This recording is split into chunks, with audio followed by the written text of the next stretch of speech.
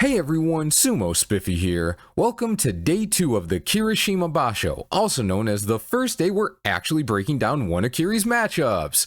He's 7-3 lifetime against Kotonowaka, but they split their first 4 back in the day before Kiri went on a 5-1 run in the matches we'll cover here. How did Koto get that win? Is it something we can expect him to replicate, or will Kiri still use him as a launchpad to another strong Basho? Let's dig in. Kiri's got a perfect approach on the tachi here. His high left hand hits Koto's shoulder and stops the reach in, and his lower right arm blocks Koto on that side. They're locked into a mutual push on Kiri's left. Koto has his hand in Kiri's armpit, but Kiri's just jamming him in the face, which has to suck worse. Also, they're pushing, which means Koto's flailing left arm isn't doing much, and thus Kiri can bring his right arm around and up. When he pushes Koto's left arm up, he releases Koto's face, making it easy to embrace Koto like a grumpy teddy bear. Now he's got both hands on the belt and just needs to figure out what to do with that. As it turns out, Koto's still pretty hard to move, but Kiri's patient.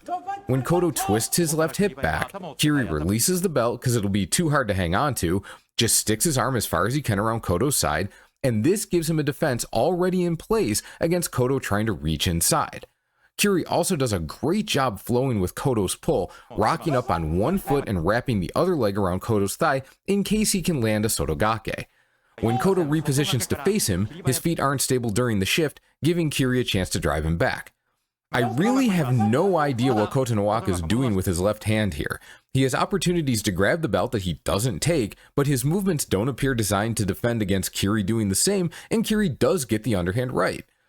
They hang out for a while, with Koto's arm now blocking Kiri from pulling up, but when he wraps his hand under Kiri's to dislodge him, Kiri does a terrific job of pivoting left, sticking his leg behind Koto's so Koto can't pivot along with him, and damn near breaking Koto's arm until Koto was smart enough to let go of the belt and step out. As much as I'd like to call this a technical masterclass, the tech difference between them was as much because of Kotonowaka not having a clear sense of what he wanted to do as it was Kiri's mastery.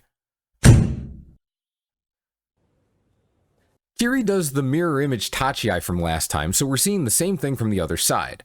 He doesn't get a hand on the face this time. Here he goes more directly for the underhand belt grip, but Koto twists his right arm inside to block it. Thwarted, and reacting to situations is something Kiri is phenomenal at, which is why it's fun to break down his fights.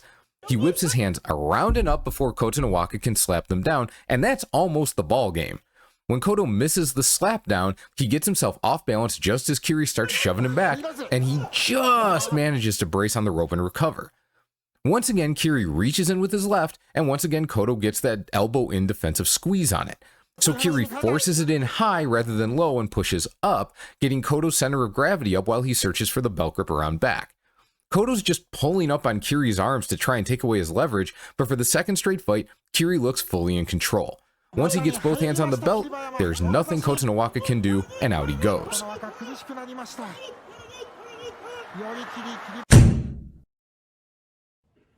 At this point, I don't know if Kiri's got some kind of brilliant read on Kotonowaka or if it's just a good matchup, but this is close to the same tachi from each of them as in the first fight, only from the other side, which means Kotonowaka is getting himself into the same bad position from both sides.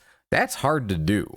Anyway, this time Kiri releases early, and when they both go for left hand slaps at the same time, they effectively block each other. It looks like Kotonowaka is starting to learn from the last 2 fights.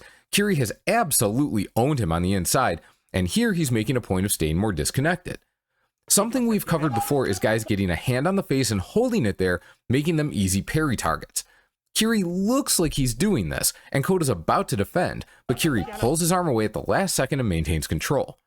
Kiri pushes with the right, then the left, but Koto defends both. He's really trying to play defense, but eventually Kiri manages to get inside for a grapple. Even so, it doesn't look too bad for Koto. He's got Kiri's right arm high away from his belt, and they have matching belt grips on the other side. He even gets Kiri sliding to the rope on the pivot. But Kiri's so good at getting his leg inside of his opponent's, and it doesn't take much contact for him to trip Koto up and send him down.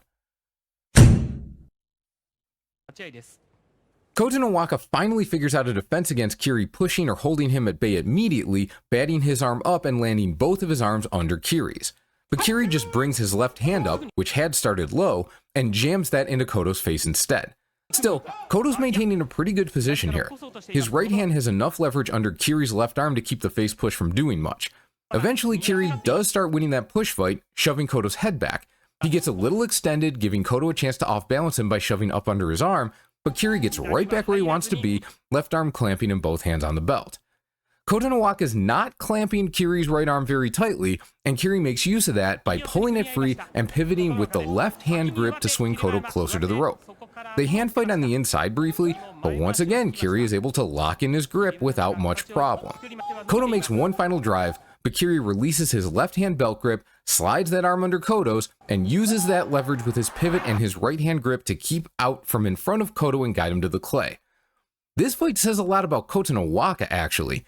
Kiri is dominating him in every facet of the fight in terms of tactics and technique, but Koto is so physically difficult to deal with that Kiri still has to work his ass off to win. Kiri does the same tachi-ai, and Koto again prevents the right hand from landing and pushing. From there, it seems like Koto's brain said, getting inside didn't work, then staying at a distance didn't work, then going back to grappling didn't work, so why don't I just get my arms around him and run? It sounds really dumb and simple when I say it like that, but Kiri's won every fight at least in part by controlling distance with his pushes, so bulldozing in and giving Kiri no opportunity to push is a logical next step. And it works. Kiri's not letting that bulldozer shit happen again. He keeps both arms low to make damn sure Kotonowaka can't get his arms around his sides that easily. But remember, Kotonowaka is a big strong boy, so he shucks Kiri off, then pops him back again by shoving with his forearms, not even his hands. Kiri manages to escape along the ropes, but Koto's not letting him get away, not when it seems like staying in and pressuring till the end is his ticket to victory. This time though, Kiri's got his arm under Koto's, the same way he hit that throw in January, and it just takes a little bit of knee-to-knee contact to send Koto's leg in the air and his body twirling down to the sand. So, watching these 6 fights, it's pretty clear Kiri is the superior wrestler from a strategic and technical standpoint. Kotonowaka isn't sticking in the Sanyaku for no reason though. His physicality is a lot for Kiri to deal with despite his advantages. It's also pretty clear Koto has an idea of what his best bet is for snagging a win in this matchup. Charge and never let Kiri create space. For that reason, this isn't the gimme their recent head-to-head would suggest. But we should consider Kiri a clear favorite, since he obviously knows how to strategize and might have a better plan this time. It's also possible Kotonowaka decides to go back to the drawing board despite this method of attack being pretty successful, and changing tactics isn't likely to go well. That's it for this breakdown. Like and subscribe, and I'll see you in the next one.